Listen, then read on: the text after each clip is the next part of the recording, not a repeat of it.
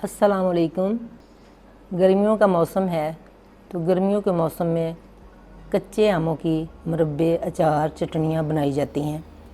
तो आज मैं आपके सामने कच्चे आमों की ये लच्छेदार मीठी चटनी बनाऊंगी, जिसके लिए मैंने 1 किलो कच्ची कैरियाँ ली हैं। उसको मैंने कद्दूकश कर लिया है। ये जो कद्दूकश की मोटी साइड होती है, उससे इसको कद्दूकश करना है, इस साइड से।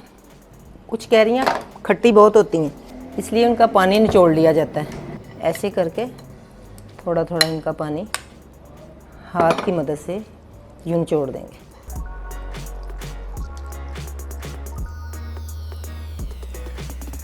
इससे एक चटनी ज़्यादा खट्टी नहीं बनती। अगर ज़्यादा खट्टे आम हो तो फिर चटनी बहुत ज़्यादा खट्टी बनती है, वो खाई नहीं जाती।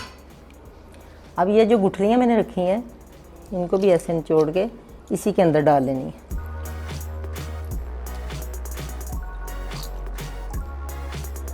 और ये पानी वेस्ट नहीं करना, इसको रख लेना है। अगर चटनी खट्टी ना हुई तो दोबारा हम डाल सकते हैं।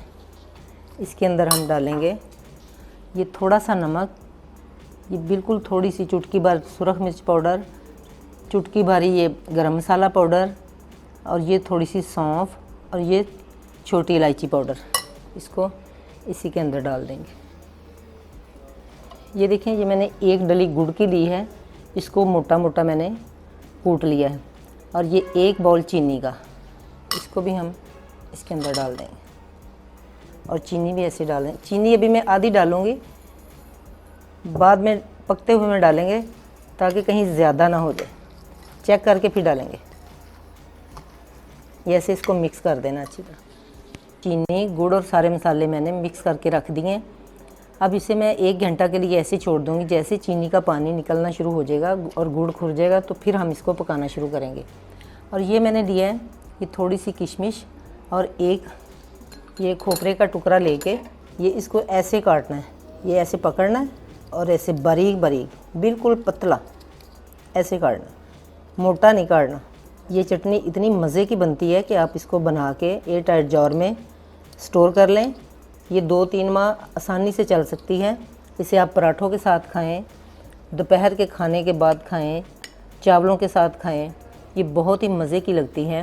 आप चटनी को बना के शीशे की किसी बोतल में डाल लें। बिल्कुल पानी नहीं लगना चाहिए। अच्छे से उसे खुश्क करके धूप लगा लें और उसके अंदर भर के रख लें फ्रिज के अंदर। तो ये 1-2 माह आसानी से चल सकती है। तो चलें अब हम इसे बनाना शुरू करते हैं। चीनी और गुड़ ने अपना पानी छोड़ दिया। 1 घंटा हो गया इसे मैं रखे हुए। अब ये मैं कढ़ाई के अंदर डालने लगे। ये कढ़ाई मैंने चूल्हे के ऊपर रखी है। अब चूल्हा स्टार्ट करते हैं। देखें, चटनी हमारी पकना शुरू हो गई है। इसे बिल्कुल स्लो फ्लेम पे पकाना है। अब मैं इसे कवर करके रखती हूँ।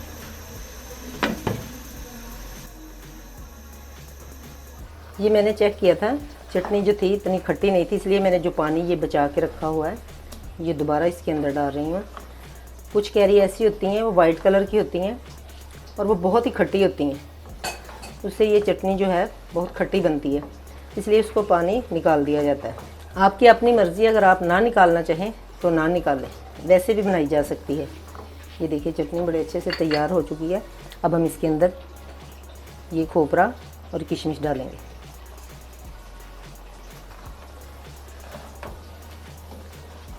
ये गुठलियाँ बहुत ही मज़े की लगती हैं चटनी के अंदर। इसको ज़्यादा थिक नहीं करना, बस इस तरह का रखना है, क्योंकि अगर हम इसे ज़्यादा थिक करेंगे तो ये बाद में बहुत ज़्यादा गाढ़ी हो जाएगी। ये देखें, कितनी ज़बरदस्त हमारी लच्छेदार चटनी तैयार हो चुकी है। अब मैं इसे डिश आउट करती हूँ। अब भी ऐसे ही बनाएं और मुझे फीडबैक दें कि आपको ये मेरी रेसिपी कैसी लगी। फिर मिलूँगी एक नई रेसिपी के साथ। तब तक के लिए अल्लाह हाफिज़।